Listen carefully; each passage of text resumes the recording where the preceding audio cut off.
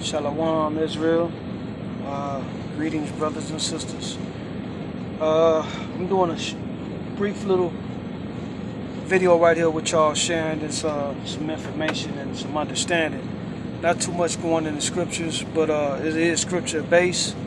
But like I said, I'm not a teacher or nothing like that. I'm a sheep like all of us, getting this milk, working my way to the meat, and just got some stuff I want to share with y'all.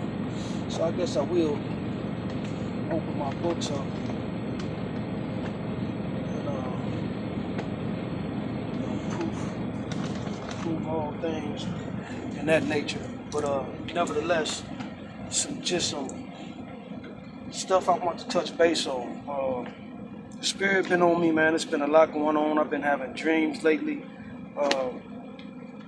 Personal things happening in my life. People get moved out of my path, out of my way. As I see that, it's a lot of us on different journeys, what have you, and understandings, and we got a lot of people that's not gonna come out of this world no matter what. So what I'm gonna title this one is "Were Black Slaves and Hispanic Peasants Fall Under the Curses?" I might change that up, but that's basically what it's about. Talking about the Hispanics, the blacks, Native Indians, what they call minorities in this world of the 12 tribes of Israel, the nationalities, the 12 nations of people, the curses that we all share. Judah was the king tribe, which he placed the severest of all curses upon us, especially the men and of course the women. He placed a curse on the women that would bald them as a nation, to shame them of their beauty. So if you notice, our women, of all women on the planet, are the ones who rock weaves because they have hair issues. A lot of the stuff they do to themselves, putting chemicals and such in there, but they strive for this beauty of what Babylon, America, classifies as beauty. So they damage their hair upon having issues growing hair of standards of what America calls beautiful. So that curse was placed upon the tribe of Judah. The other curses, which we all share, are the curses of poverty. And what our people don't understand in these ghettos is of Deuteronomy 28, verse 68, details. As long as we don't know who our true God is, not the one that was given to us through religion, that understanding, the true God and his laws and commandments, keeping his Sabbath, etc., was subject to all those curses, or any of those curses of Deuteronomy 28. And one such curse is being, killed by our own fellow brothers in the neighborhoods. You got people in this world to say, well, you kill where you lay at, you kill your neighbors, that's common, but they don't understand it's a curse that was placed on the 12 tribes of Israel. Now, with that said, I had something on my screen there. With that said, it's a million excuses of this world to excuse what we're going through because they don't understand or never even understood or known of the curses. We kill our own brothers, you know what I'm saying? And upon that, there will be no justice for it. They keep moving the goalpost when it comes to justice. Brother Philandro, I forgot what state he was in, but he was legally owning a gun and shot in the front seat of his car with his girlfriend and child in the back seat. No justice for that. And this is where the understanding of the curse says there will be no justice for you because you are a sacrifice in this world that you were sent into for punishment. We're only here for a punishment for a few generations. And then it's going to be flipped on its tail, and Judah and Israel will go back into the new world governing this world in righteousness. This was a punishment. We were sent into this condition. In 70 AD, we fled out of Jerusalem into Africa amongst the other dark nations as Shemites of the 12 tribes into being the southern kingdom, though. Let's get that straight. The northern kingdom was already scattered. They came over here, the native Indians, tribe of Gad. I'm talking about the tribe of Judah, Benjamin, and Levi. So we went into Africa to hide amongst and blend in with the other dark nations, which are the Hamites, the Africans. So that's why they classify us as Africans, as they distorted a lot of truth and history of knowing who we are. The Africans sold us because they knew we were different. We had customs different. We had laws and commandments. So they're from the seeds of Ham. We're from the seeds of Shem, the three sons of Noah. Noah had three sons. So I'm pretty sure y'all familiar with a lot of this information. But for those who just following me, friends of mine who trying to figure out where I'm coming from as recently as the last 3 years, being woke and coming out of this world of conditioning that they accustomed to knowing me or being a part of. And they can't understand. They thinking it's some kind of religious kick, what have you. And not understanding that I'm spiritually woke. And I'm trying to get these brothers to understand where I'm coming from. The truth that this Bible has nothing to do with religion at all. It's about a bloodline of 12 nationalities, 12 nations of people. Okay, those curses are placed also on like I say, the Latino people, the Mexicans. If you speak about it in Mexico, just look what they're doing there. It's similar to Chicago.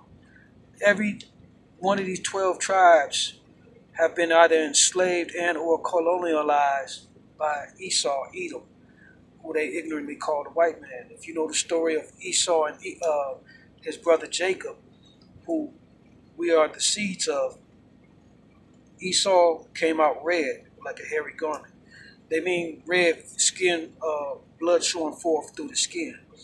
When the white man, so-called white man's children are born, they're red. They are red.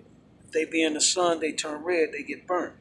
If you embarrass them, they blood show forth through their skin. They're embarrassed, they turn red.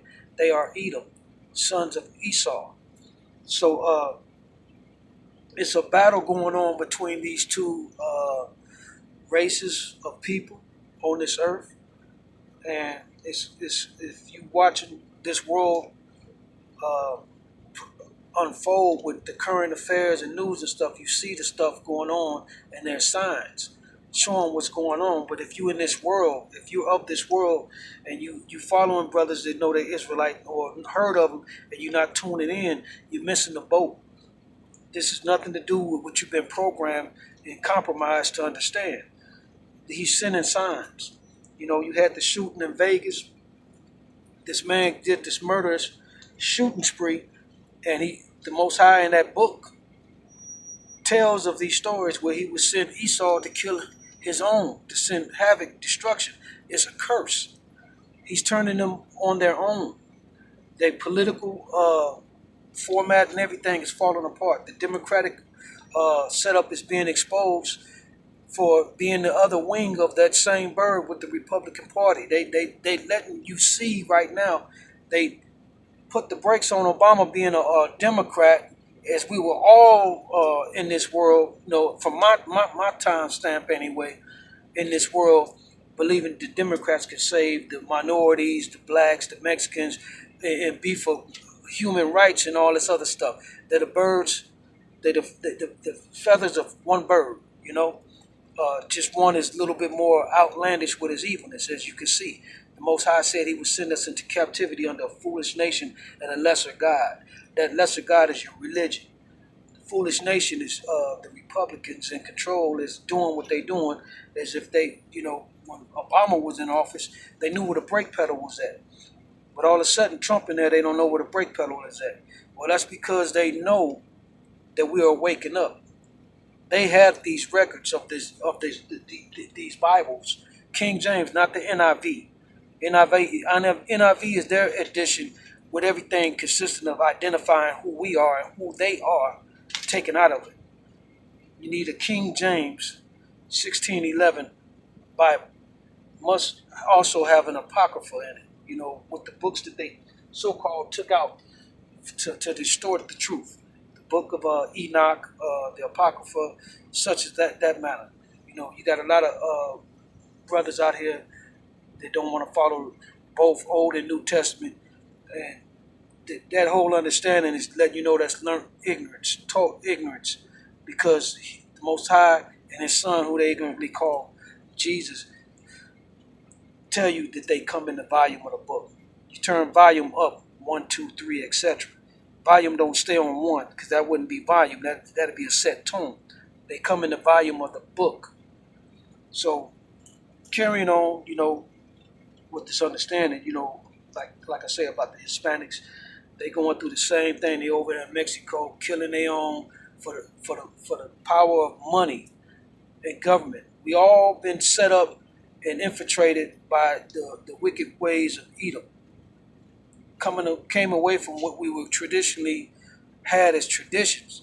But, we can't really blame the white man in a sense that our forefathers chose slavery because he warned them, the Most High, that if they kept doing what they were doing, in Deuteronomy 28, verse 68, he warned them if they would keep following the heathen, those who weren't given the laws and commandments, that slavery was going to be a choice. So that's where this coon Kanye spiritually is getting this understanding from. He tapping into him. The Most High is using a retard right now that's tuned into this worldly understanding and everything, and getting him to use trigger words to wake up those that are still asleep, that are too much cleaving to this world. They're using this retard that they can relate to. In this music and everything, the mumble rap, not saying he's a mumble rapper, but he's coming from that genre of retard attachment with this matrix, this whole thing going on with this world. Everything is out of whack. His wife is a testament to how you make retards famous. You know what I'm saying? He's reaching out to retards. The lowest of our people, he giving you a life raft right now to try to get on board and pay attention. Kanye is, he cooning on all levels in this world. If you attach to this world, that's all you can see of it. But being out of this world, look at some of the things he's saying. And if you knew a fraction of what I'm now coming upon understanding, and it's all truth, it's biblical. You know what I'm saying? He's reaching out to those retards, just cleaving. Even this thing he talking about with Larry Hoover. I got friends reached out from the south side of Chicago. Got friends, reached out and said, man, if he working to free Larry, he need to work to free Jeff Fort. You know what I'm saying? News flash for y'all. This life raft he throwing, and you can flip it over any way you want to hold on to it. Larry ain't getting out via Trump and his administration, Edom's world, or Kanye's retarded tweets and congregating with these morons. This is letting you see where you stand. If you got for a minute thinking that he went into the White House to promote friend Larry Hoover, and then you jump on that same conversation to think that Jeff Fort can be next in line. Okay, y'all done bought the same box of cereal out the alley. That's all I'm gonna say about that. You know what I'm saying? The rest of us I ain't reposting that. I ain't clicking like on that. I ain't even gonna comment on that. Let me keep moving on. Okay, back to my Hispanic brothers. You know what I'm saying? Y'all going through the same curses. And this is where a lot of my Hispanics fall short at with this world, cleaving to this world. A lot of y'all in this world, and we guilty of it too, trying to fit in and be accepted by Edom, Esau, this world. The white man, so-called white man, his surrounding or circle, they've got an understanding and a way of showing people that they won't accept you until you deny who you are, your customs, even if your customs were given to you from slavery or colonization, or just some kind of heritage that's different of what they do, how they dress, everything, how they talk, what they believe. So a lot of my Hispanic, Latino brothers and sisters out here in this world, not all, but too many, feel that they got to shun other minorities or even their own people. You got some people even on a political ticket as a Republican. We have no dog in neither one of those fights. Hate to break the news flash to you like that, but it goes even deeper with them because they're on a new level of selling their soul to be accepted by Esau. So they'll turn on their own or turn on what's of their spirit, of their soul, of their identity. That's part of the curse too. You know what I'm saying? That's part of the curse. And we all are guilty of it. For this pagan world because we didn't know our God. We didn't know our God. We didn't know no better. But the cooning must stop. On all levels, in all nations. I'm just trying to touch on things in this conversation with people of this world, stuff that I identify with as characteristics of things around me, I've witnessed, etc. That's keeping you cleaving to this world. Long as you on that political bus and stuff, yeah, man. I mean, I've had a conversation with my cousin, and I'm giving him information and everything, and we conversate about the truth, And in the mid of the conversation, he clicked back in through the matrix. But yeah, man, if we could just get a Democrat back in there, man, we'll let these crackers know, you know what I'm saying, that even if we're not with them, we got the power to put that Democrat in there, that cracker Democrat in there. Huh? Yeah, that's how that went. Anyway, we've been seriously compromised program. You got these black churches. Theology school is, pagan university prep program. I've met in the last probably 3 months, 3 pastors, black pastors. And they approach me, you know what I'm saying? I'm wearing my fringes and whatnot, you know what I'm saying? That ain't what sent them over. They don't even know what fringes are, But I mean, I'm not crapping on them or nothing like that. But I'm just saying they approach me on some recruitment stuff. I'm sitting down minding my business. Didn't know them from nowhere, and approach me and start freestyling godly understanding. And so I let them go on and everything, and then I asked them, 2 of them were recalling, well, how long you been a pastor?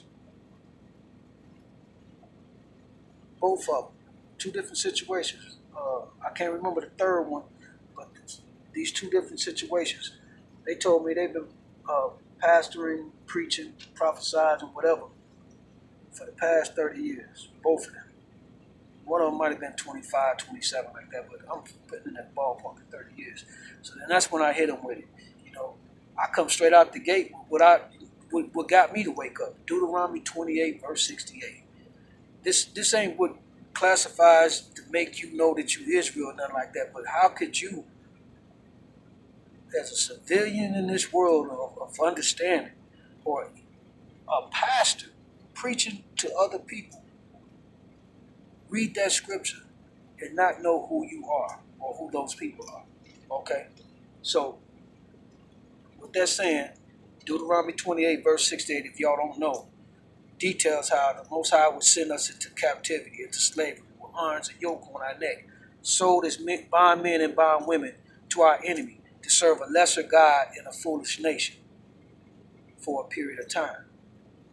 Okay? So, this last pastor that I mentioned that scripture to, that passage, he said, well, I'm not familiar with that. When I didn't tell him what it consisted of, I just said, well, what do you think about Deuteronomy 28, verse 68? Well, I'm not familiar with that.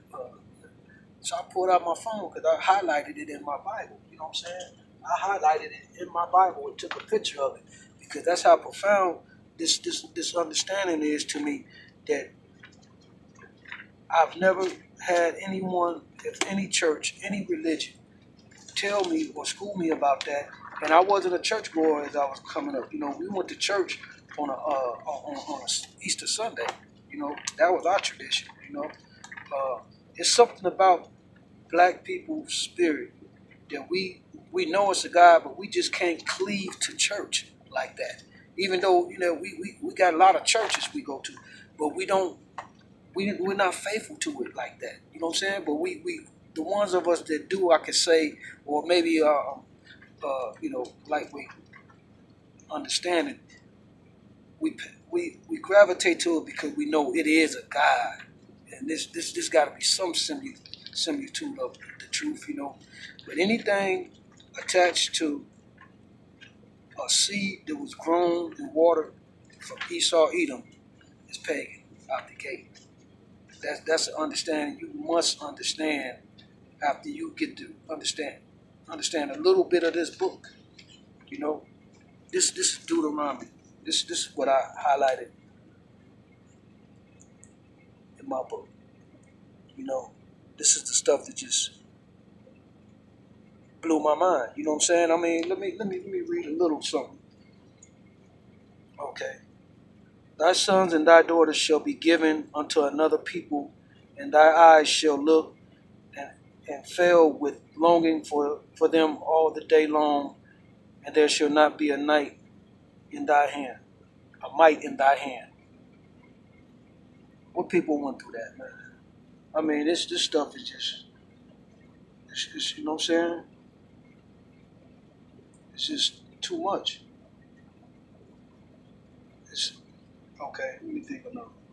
And among these nations shalt thou find no ease, neither shall the sole of thy feet have rest. But the Lord shall give thee a trembling heart, and failing eyes, and sorrow of mind. Okay. And the Lord shall bring thee into Egypt again with ships. Egypt, translated out of Hebrew, is bondage. You know, Lord shall bring thy into Egypt again, because we was in Egypt in bondage with Pharaoh. You know, the Africans, Pharaoh, the Hamites. When we was in their kingdom and built the pyramids, etc., that's when the Most High told Moses to go down there and tell him, let my people go. That was us. And if a lot of people don't believe this stuff, you know, Google chariots found in the Red Sea. Okay? They got over 2,000 chariots with horse carcasses at the bottom of the Red Sea. That's the story when Moses led us out of Egypt, and then Pharaoh's army tried to follow us out, and the Most High closed the ocean in on them. He parted the Red Sea. They closed the ocean in on them. So, you know, how do you explain 2,000 chariots with horse carcasses at the bottom of the Red Sea? What, they fell off a barge going to a carnival? You know, some kind of museum display? What's the news article for that? See, this world, Esau's world has us programmed, and people cleave to what they were taught because they don't want to let this world go. You know what I'm saying? We feel we came so far, but it's a greater reward to be alive now, as the scriptures detail. To be alive in the end times and woke and know what's going on, it's the best time because he's protecting his people as they wake up. But if you cleave into this world, he's going to destroy 90% of us cleaving to this world and these heathens. You know, Black Lives Matter ain't going to do it. It's only going to get you some strong calves and legs for marching. Oh, hold on one second. Okay, that's my cousin calling and everything. Hold on one second.